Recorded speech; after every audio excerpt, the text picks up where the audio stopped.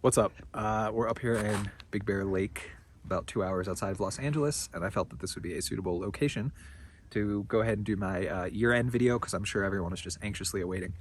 I've already posted on my Instagram. If you don't follow me there, you can get very, very sparse updates on what I'm listening to and what I'm enjoying. But yeah, I figured this would be a good place to do a top 10 of 2020 list, because it's beautiful and pretty secluded. Haven't seen anyone else for probably half an hour, so yeah, let's get to it. I'm going to try my best to do it from memory. I'm probably going to have to pull up my phone and check my list periodically just so I can do everything in the right order, but it doesn't really matter. You know, a couple of these were interchangeable, like, you know, 5th or 6th favorite album of the year. It doesn't really matter. It's just something I really liked. But these are definitely my 10 favorite records of the year. I didn't really have a hard time with the top 10. It was like 11 through 20 that gave me more difficulty. And I might do a separate video for that. I'm not sure yet. But let's dive into it.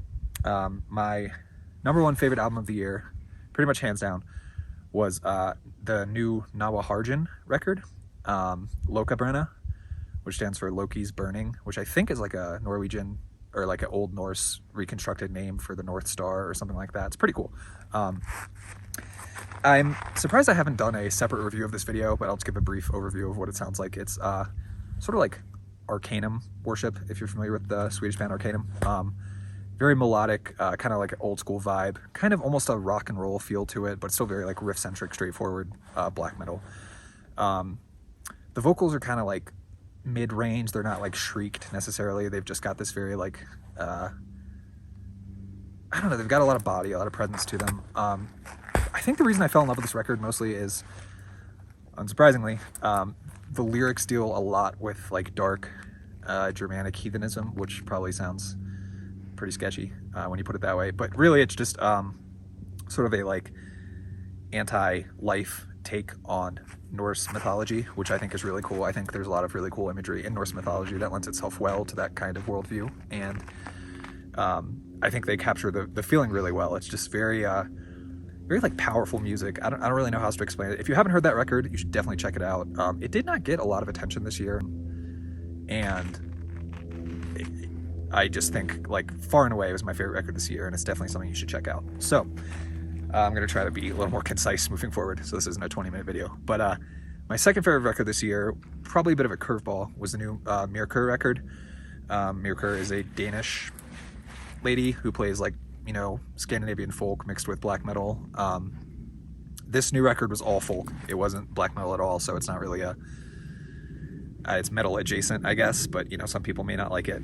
That's fine. I love it. I've listened to it so many times. I've like probably just memorized the entire record by this point. It's really soothing, really calming atmosphere. Lots of beautiful, beautiful songs on there. She does a cover of House Carpenter, which is an old Scottish ballad. Just incredible record. You should check it out if you're into folk at all, or really just are a general fan of music. I'd be surprised if you haven't at least checked this record out once, but I don't know. I recommend spending some time with it and really immersing yourself in the songs and the atmosphere on that record. My third favorite record this year was the new Afsky record. This was a big surprise to me. What I do is at the end of the year, I sit down and look at, I'm a big statistics nerd. I suck, I know. But I sit down at the end of the year and I check out how many times I've listened to albums, and I use that kind of to inform my year-end list. You know, I give myself some leeway. Like if I liked a record more but listened to it less than another one, I'll still put it higher. It's not a big deal. But I listened to this record a lot, and way more than I thought I did. I think I just had it on repeat around the time it came out. Probably must have been April or May, around that time. It's been a while. It's been out for a while, but I listened to it a lot, and it just stuck with me. It's very, very like melancholic. Some of his earlier records almost have like a DSBM feel to them. This one's not really DSBM. It's got a, you know, it's got a lot of energy to it, but it is really memorable, really depressive. Lots of really catchy riffs on this. Kind of almost reminds me of Myrkur, which was my favorite record of 2019.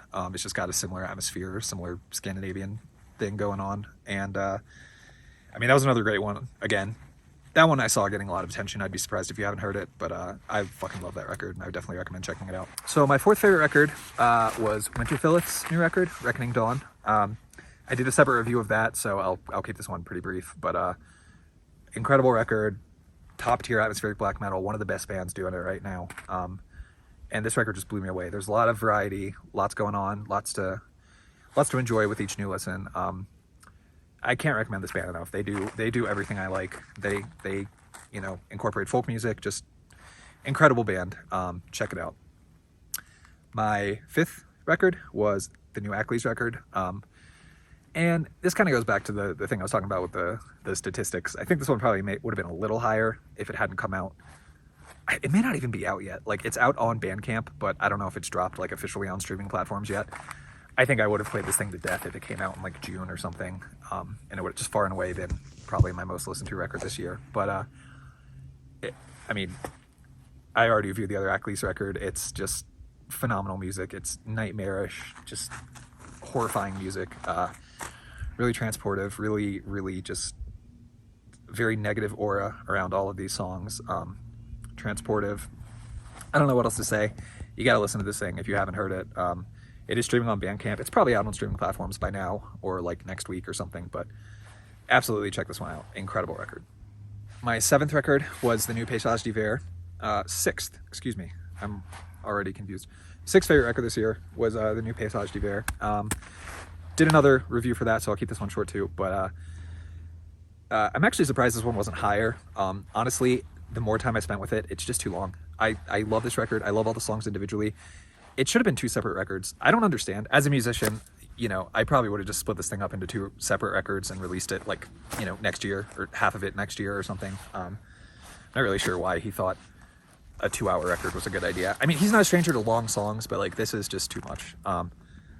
And I have another review singing its praises, so like, that's why I feel comfortable being negative here. But if this was like an hour, even an hour 20 minutes, I probably would have had it a lot higher, but it's just too long. I more and more often I just don't have the inclination to sit down and listen to the whole thing, and I'm someone who listens to entire records all the way through. So yeah, that's number 6. So number 7 was the new Árstíðir Lífsins. I also did a review of this one, thankfully. German, Iceland kind of international project. They just based their lyrics on the sagas. It's sung in Old Norse, I'm pretty sure. Incredible project. Check it out. Not for everyone. I've heard a lot of people complain that it's boring or just not really immersive, but if you're into that sort of thing, it's just, it takes you away to another world. It's just an incredible record. Highly recommend that one. Number 8 was the new Aara record. Also did a video for that. So that's cool that I've actually been reviewing a lot of the records that I ended up liking the most this year. That makes me feel like I'm predicting pretty accurately. Aara is a newer project from Switzerland. It's kind of got a weird neoclassical vibe. Just check the review I did out if you want to hear more about it. But it's an incredible record. Very melodic, short. It's like 45 minutes, 5 songs. But I've listened to that one a lot too. It's just incredible, lots of great melodies, really unique. Like, it doesn't really sound like anything else. The vocals are super high pitched, which I love. I'm very into that sort of thing. So yeah, that's another great one. Check that out. 9 was the new Aversio Humanitatis album. They're a Spanish project. I don't really know many Spanish black metal bands, so this is cool. It kind of has a death metal vibe to it. I don't know if I'd call it black and death metal, but it kind of has that feel to it. Very ominous music, like creepy, kind of. I don't think it's explicitly Lovecraftian, but it just kind of has that feel, like very menacing, like cosmic type dread. I don't know how to explain it. If you look at the album art, you'll probably get a feel for what I'm talking about. It seems to be conjuring sort of a world without humans. I think that's cool.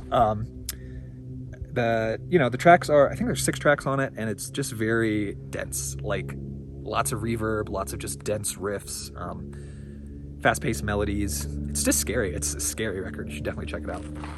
Finally, number 10 was the new Nexion record. This was one that kind of eked in.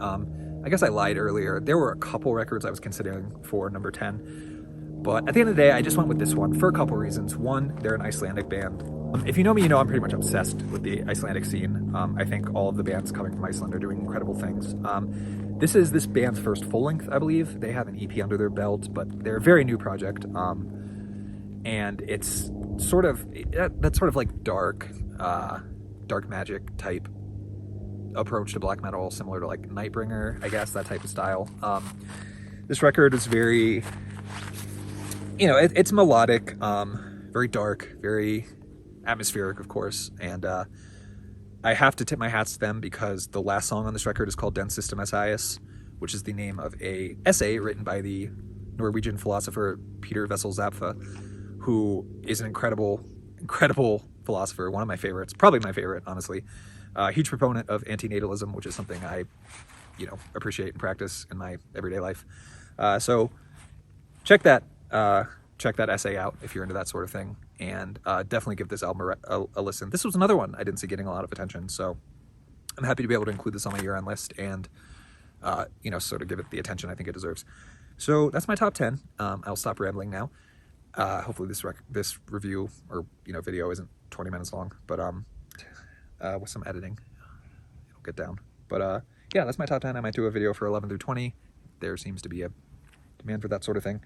Otherwise, thank you for watching, and thank you for subscribing and all that shit, and I'll see you guys in 2021.